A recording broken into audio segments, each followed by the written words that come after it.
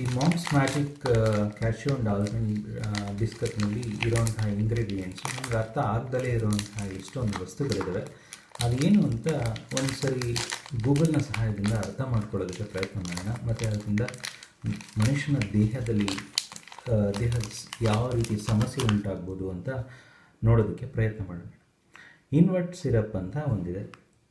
ಅದರಿಂದ ನಮ್ಮ ದೇಹಕ್ಕೆ, ಮನುಷ್ಯನ ದೇಹಕ್ಕೆ, ತಿಂದವರ ದೇಹದಲ್ಲಿ ಏನು ಆಗ್ಬೋದು ಅಂತ ಹೇಳಿದ್ರೆ ತೂಕ ಹೆಚ್ಚಳ ಆಗುವಂಥ ಸಮಸ್ಯೆ ಇರುತ್ತೆ, ಹಲ್ಲಿನ ಹೊರಪದರ ಸವಕಳಿ ಮತ್ತು ಕೊಳೆಯುವಂತಹ ಸಮಸ್ಯೆ ಶುರುವಾಗುತ್ತೆ, ಮಧುಮೇಹ ಮತ್ತು ಹೃದಯ ಸಮಸ್ಯೆನೂ ಸಹ ಆಗುವಂತಹ ಸಂಭವತೆ ಇದೆ. ಮತ್ತು ಇಲ್ಲಿ ರೈಸಿಂಗ್ ಏಜೆಂಟ್ಸ್ ಅಂತ ಬರೆದಿದ್ದಾರೆ. ಅದು ಎರಡರದ್ದು ಅರ್ಥ ಏನು ಮತ್ತು ಅದು ನಮ್ಮ ದೇಹದಲ್ಲಿ ದುಷ್ಪರಿಣಾಮ ಏನು ಅಂತ ನೋಡಿದಾಗ ಅದು ಬೇಕಿಂಗ್ ಸೋಡಾ ಅಂತ ಇದೆ. ಅದರಿಂದ ಜೀರ್ಣಕ್ರಿಯೆ ತೊಂದರೆ ಶುರುವಾಗುತ್ತೆ, ಹೊಟ್ಟೆಯ ಸಮಸ್ಯೆ ಶುರುವಾಗುತ್ತೆ, ಉಸಿರಾಟದ ತೊಂದರೆ ಶುರುವಾಗುತ್ತೆ, ಎದೆ ಉರಿ ಸಹ ಶುರುವಾಗುತ್ತೆ. ಅದರಲ್ಲಿ ಇನ್ನೊಂದು 451 ಅಂತ ಒಂದು INS ಅಂತ ಇದೆ.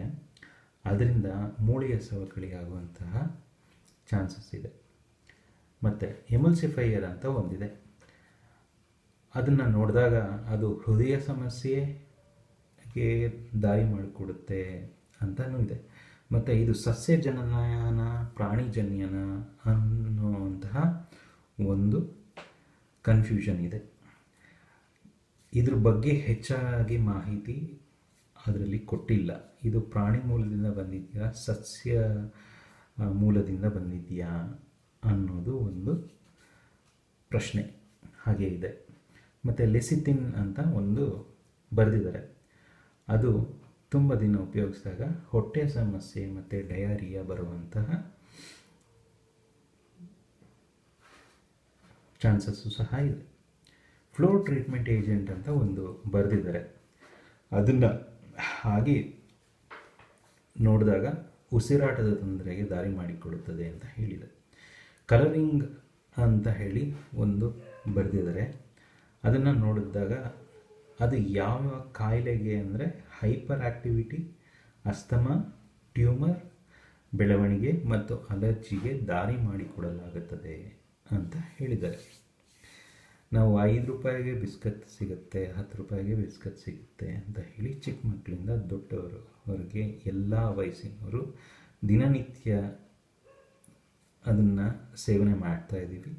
ಹಾಗೆ ಕೆಲವರು ಅದನ್ನು ನಾಯಿ, ಬೆಕ್ಕು ಅಥವಾ ಹಸು ಪ್ರಾಣಿಗಳಿಗೂ ಸಹ ಅದನ್ನು ತಿನ್ನಿಸ್ತಾ ಇದ್ದಾರೆ. ಇದರಿಂದ ಇಷ್ಟೆಲ್ಲ ಸಮಸ್ಯೆ ಅದು ತರಬಹುದು ಅಂತ ತಿಳಿದು ನಾವದನ್ನು ತಿನ್ಬಹುದಾ ತಿನ್ನಬಾರ್ದಾ ಅನ್ನುವಂತಹ ಯೋಚನೆ, ವಿವೇಕದ ಬಗ್ಗೆ ನಾವು ಒಂದು ಸರಿ ಚರ್ಚೆ ಮಾಡಬೇಕಾಗುತ್ತೆ.